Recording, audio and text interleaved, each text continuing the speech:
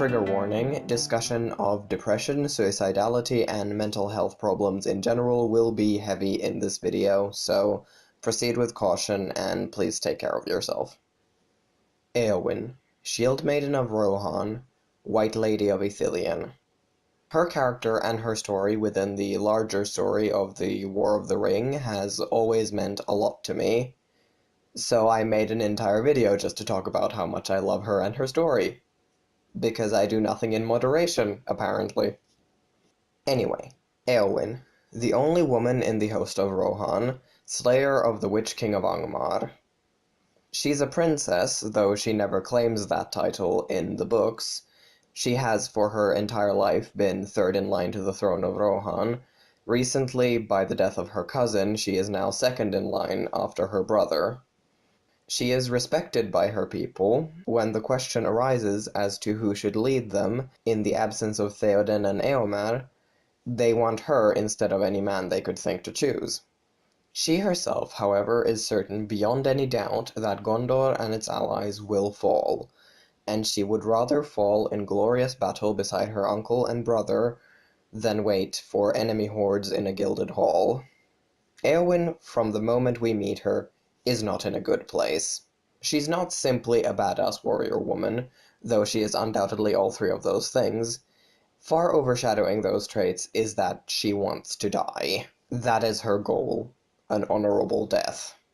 She will not take her own life, but she still wants to die. She is suicidal. She would forsake her duty to her own people, the position of leadership they put her in, to accomplish this. Her actions are not those of a mentally healthy or stable person. Had Éowyn had any hope, she might have chafed at being left behind, sure, but she would have stayed, because it was her duty, because her people need a leader, because, discounting Theoden and Éomer, she is the last of the House of Eorl. Should they both fall, but the war still be won, she would at least be safe, and Rohan would not enter a succession crisis. But she doesn't have any hope left, so she disguises herself, and in the book she does this a hell of a lot better than in the movie, taking up the name Darnhelm, and none of the riders, not even Merry, recognize her until her confrontation with the Witch King of Angmar. She leaves her people leaderless and rides out to die. That is her goal here. Rather to die on the battlefield than to wait for death to come to her. But she doesn't die. She's healed by Aragorn, this man who she thinks she loves, but who she only loves the idea of. The legend, the King of Gondor, not the Ranger. She loves only that one part of him, not the whole. She loves the myth, not the man.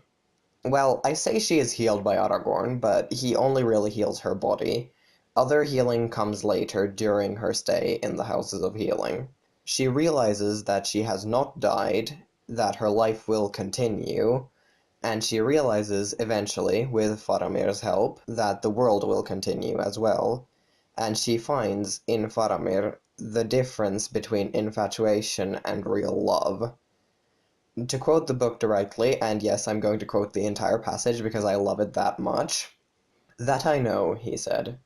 "You desired to have the love of the Lord Aragorn, because he was high and puissant, and you wish to have renown and glory, and be lifted far above the mean things that crawl on the earth. And as a great captain may to a young soldier, he seemed to you admirable, for so he is, a lord among men, the greatest that now is. But when he gave you only understanding and pity, then you desired to have nothing, unless a brave death in battle. Look at me, Éowyn." And Éowyn looked at Faramir long and steadily, and Faramir said, "Do not scorn pity that is the gift of a gentle heart, Éowyn. But I do not offer you my pity. For you are a lady high and valiant, and have yourself won renown that shall not be forgotten. And you are a lady beautiful, I deem, beyond even the words of the elven tongue to tell. And I love you. Once I pitied your sorrow, but now, were you sorrowless, without fear or any lack, were you the blissful queen of Gondor, still I would love you. Éowyn, do you not love me?" Then the heart of Éowyn changed, or else at least she understood it, and suddenly her winter passed, and the sun shone on her. I stand in Minas Anor, the Tower of the Sun, she said, and behold, the shadow has departed. I will be a Shieldmaiden no longer, nor vie with the great riders, nor take joy only in the songs of slaying. I will be a healer, and love all things that grow and are not barren. And again she looked at Faramir. No longer do I desire to be a queen, she said. Then Faramir laughed merrily. That is well, he said, for I am not a king. Yet I will wed with the White Lady of Rohan, if that be her will. And if she will, then let us cross the river in happier days, and let us dwell in fair Ithilien, and there make a garden. All things will grow with joy there, if the White Lady comes. Then must I leave my own people, man of Gondor, she said. And would you have your proud folk say of you, there goes a lord who tamed a wild Shieldmaiden of the north? Was there no woman of the race of Númenor to choose? I would, said Faramir. And he took her in his arms and kissed her under the sunlit sky, and he cared not that they stood high upon the walls in the sight of many. And many indeed saw them, and the light that shone about them as they came down from the walls and went hand in hand to the houses of healing. And to the warden of the houses Faramir said, Here is Lady Éowyn of Rohan, and now she is healed. I'd like to take a brief moment here to note how fitting I think it is that it's Faramir who helps her, because he too has basically just recovered from a suicide attempt. His motivation wasn't the same as hers. He rode out to die because his father commanded him to, but he still did it knowing full well that it was a suicide mission. Now, obviously, mental health problems don't vanish with love, that's not how that works, but I'd argue that that's not what happened here.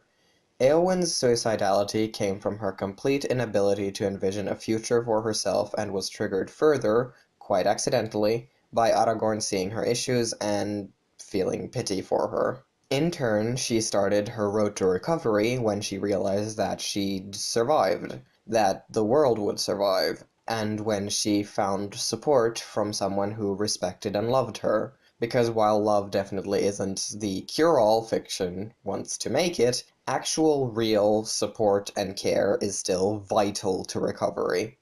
In the line, nor take joy only in the songs of slaying, we're getting subtle confirmation that she will still enjoy the things she used to, but in a healthier way. She's not cutting battle and death and stories thereof out of her life entirely, but she is prioritizing other things and learning to find a healthier balance. Éowyn goes on to be the White Lady of Ithilien, a land which actually mirrors her journey beautifully in that it suffered under Sauron's reign, so close to the borders of Mordor, and flourished afterwards under the care of the people who came to live there. Her line went on to rule there as stewards of Gondor and princes of Ithilien for presumably as long as Gondor lasted into the Fourth Age and beyond. Éowyn's story is one of coming out of a dark, dark place mentally, and looking around and seeing that the world is not, after all, so hopeless as you thought, and finding a place within it where you can be happy, even if it doesn't line up with what you always thought would make you so. It is one of the most emotionally impactful character arcs I've ever read, for very personal reasons. While it is unfortunate that she comes from a source with so few female characters, that does not lessen how important or fantastic I think she is. Personally, I will always adore Éowyn, and her path from Shieldmaiden of Rohan to White Lady of Ithilien will always mean more to me than I think I can really put into words. So I won't waste your time by trying. Thanks for watching, and I hope you stick around. Bye!